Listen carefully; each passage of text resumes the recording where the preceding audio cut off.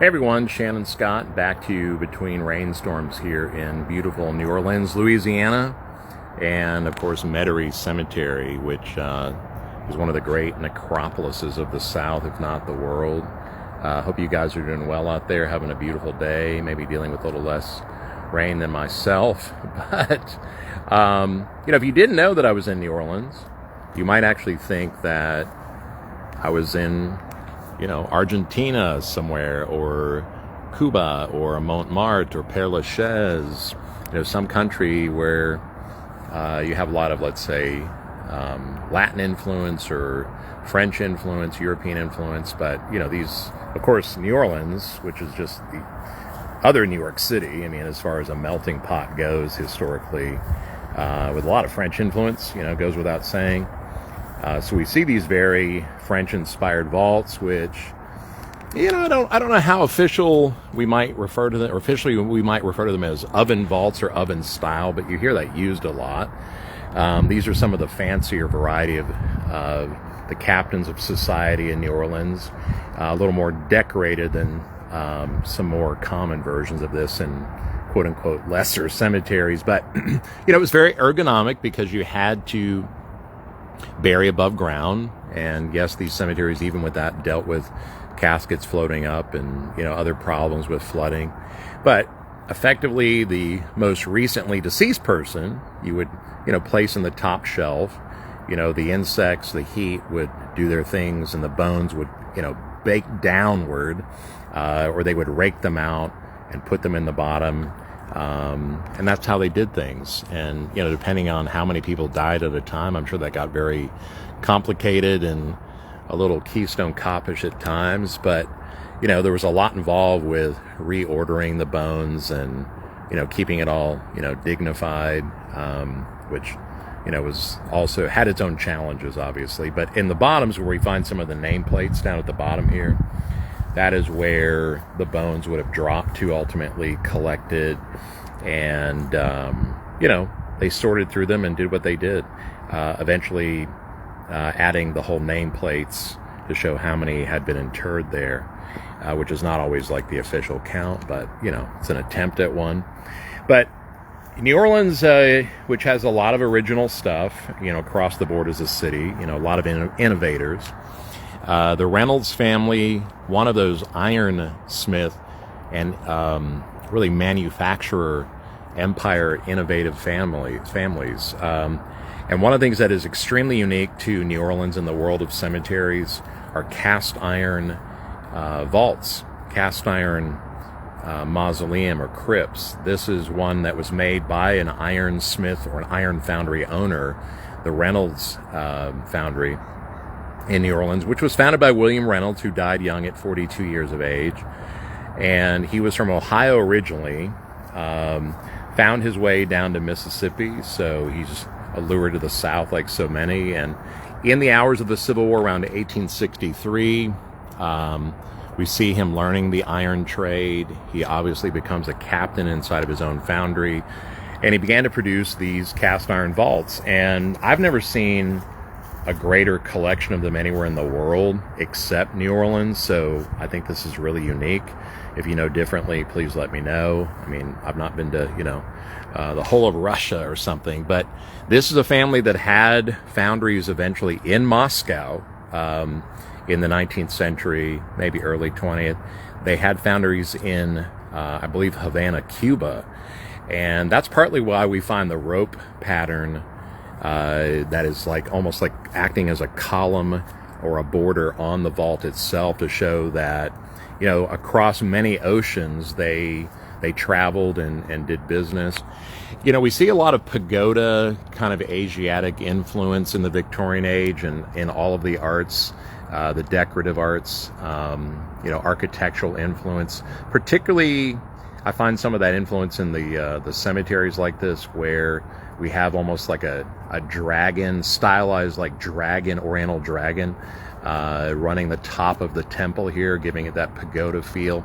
There are wonderful grapevines, grapes and grapevines, which organic fruits were always kind of offerings to show a source of life, a desire for survival past death. And so a lot of meaning in antiquity with the grape pattern. William Reynolds ultimately died of a bowel perforation, and he was only 42, but that is an awful way to go. I don't know if he just had a bad diet or, just living in, a very compact city where there was just lots of disease issues. I don't know, but ultimately he died young at 42. His children picked up the reins, and they clearly went on to great successes themselves. They had very specific patents for elevators and cotton presses, and so they dabbled in the decorative here, as many of these iron foundries did. They did decorative and industrial things, much like William Kehoe in Savannah, much like John B. Rourke in Savannah. They're doing a mix of everything. But when iron became popular, it became popular right down to the vaults. I do want to highlight a couple things here. These supporting beams that almost seem like lion paw like elements. I think they've got some kind of stylized angelic lyres, or if you'd like, harps down there at the bottom, with a bit of the acanthus leaf stuff as well. But that's solid iron. The faux brickwork that you were seeing there, that's solid iron.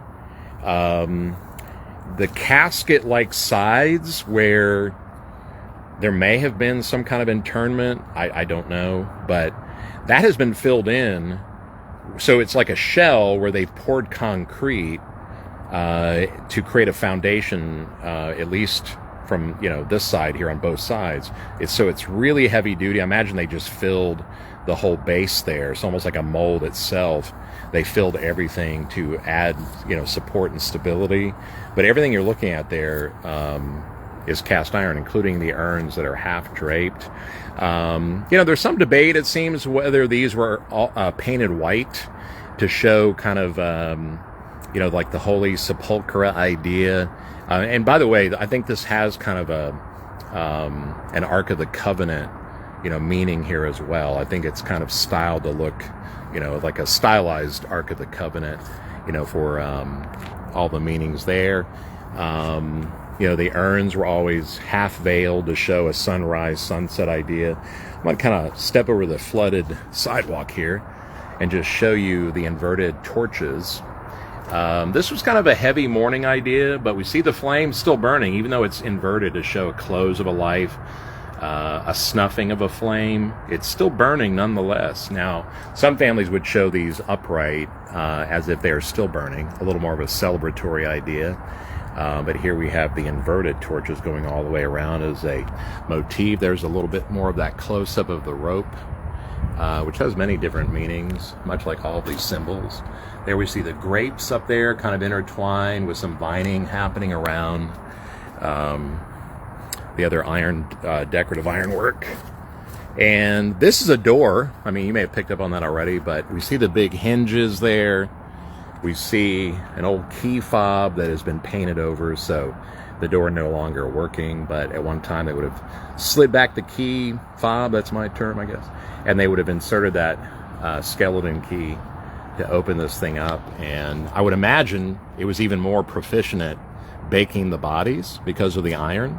That's just my theory, but I'm sure they actually maybe could have used that in some of the advertising. I don't know. But yeah, what an industrious family, the Reynolds family, a part of the Empire family set out here in Metarie Cemetery. But we just had to share because these are so unique to the city of New Orleans. So high praise from the taphophile that is me. I just think these are enviable across the board, even though Savannah has some great ironwork, but we don't have any solid iron vaults like this. So my hat's off to you, New Orleans, and Greenwood and Metarie Cemetery, where you find a lot of these.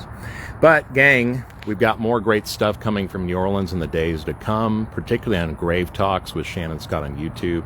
Next 2-3 weeks as we edit everything, but you'll start to see the progress and the productivity. And really thanks from me to you guys for being a part of that spirit. You keep me really motivated, so I am grateful. So you guys have an abundant evening, and much love to the city of New Orleans and its people. and of course it's dead.